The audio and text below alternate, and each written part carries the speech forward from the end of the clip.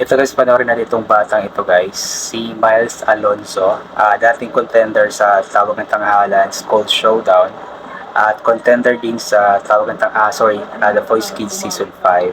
Ayan po, panoorin natin itong kanta niya.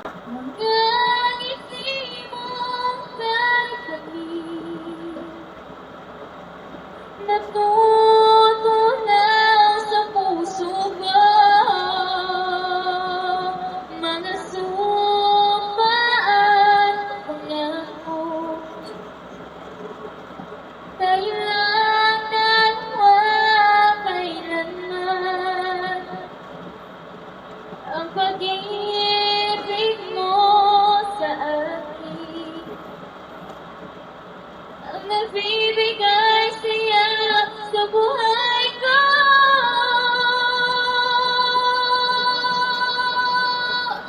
Ikaw lang ang mamahalin, ikaw lang ang nasa puso ko, ikaw lang ang ibigin ko. Habang ako'y nabubuhay, di ko kayang mawalik ka, di ko kayang mabuhay, di ko kayang limutin ka. Habang ako'y nabubuhay.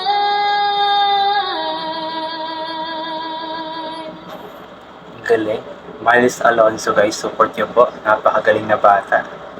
Napakalamig tsaka napakataas ng kanyang boses. Then napakaganda rin po ng quality ng kanyang boses. Parang original singer. Ang original singer to, I believe si Sunshine, isang Muro singer. Ayan.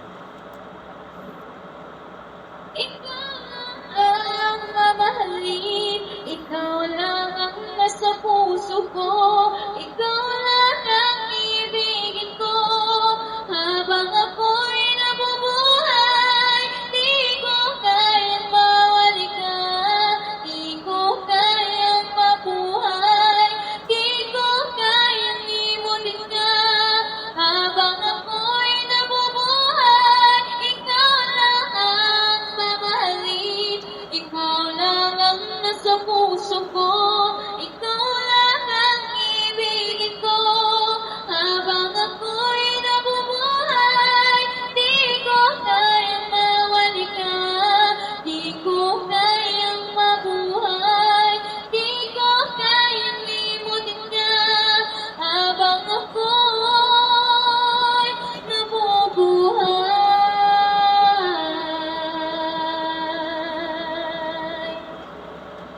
Galing. May kasama lang. Galing na bata. Galing na bata, no? Ngayon nga po ay si Miles Alonzo. Inulit ko nga po dati siyang naging contender sa Tawag ng Tanghalan sa School Showdown na season. Tapos season 5 tinanong The Voice Case ay nakasali rin siya. So napakagaling na bata guys. Lamig, napakataas ng boses, sinuulit ko nga. So support niyo po ang kanyang Facebook page, Miles Alonzo po. Marami siyang mga cover songs doon na talagang mapapahanga kayo. Support po natin always sa mga ganitong talents guys, mga kabataan na unti-unti nga pong sumisikat ngayon, nagbibigay ng kanilang or nagbabahagi ng kanilang talento sa social media. Napakagaling ng mga bata. Isa lamang itong si Miles Alonzo sa napakaraming mga kabataan ngayon na unti-unting na-discover nga po sa social media dahil nga po sa pagpo-post ng kanilang mga talento, pagpo-post ng kanilang mga singing talent, mga ganito, mga cover songs nila. Kaya yun, support po natin. And sana mapanood natin muli itong batang ito. Sana makasali siyang muli sa mga TV competitions, makabalik sa Tawag ng Tanghalan, sa The Voice, or maybe makasali sa Singaling or sa tawag niyong isa, The Clash.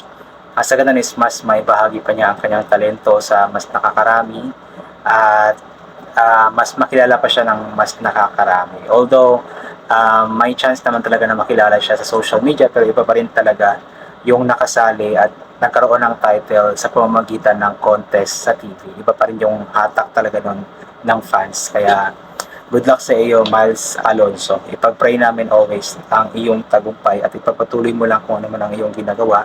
Ipagpatuloy mo lang ang pagkanta-kanta mo, pagkaka cover song mo, ipagpatuloy mo lang kasi dyan naman nagsisimula ang lahat sa pag-practice, pagkanta-kanta hanggang sa ma-discover at sumikat. So, balang araw alam namin na sisikat ka, kaya abangan namin iyon. So, yun, I think hanggang dito na lamang po itong gagawin ko na reaction video. So, thank you so much po sa lahat ng mga palaging bumabalik sa aking YouTube channel. So, inulit ko nga po palagi, ugaling po natin magdasal, magpasalamat sa lahat ng mga bagay na ating natatanggap. Kahit na hindi po natin ito hinihingi kasi nga po lahat ng mga bagay na meron tayo ay kaloob sa atin ng ating Panginoon at wala ang mga bagay na ito kung hindi dahil sa Kanya. And always bring payong, kapote, sombrero, or anything na pwedeng maging proteksyon sa katawan kapag lalabas po tayo. Na sa ganon, kapag napakainit po, hindi po tayo mainitan or biglang umulan, ay hindi po tayo mababasa ng ulan. And always take vitamin C para mag-boost ang ating immune system at hindi po tayo natatamaan agad-agad ng kung ano-ano mga sakit-sakit. Especially sa panahon ngayon na paiba-iba nga po, yung napakainit tapos bigla-bigla na lamang po umuulan.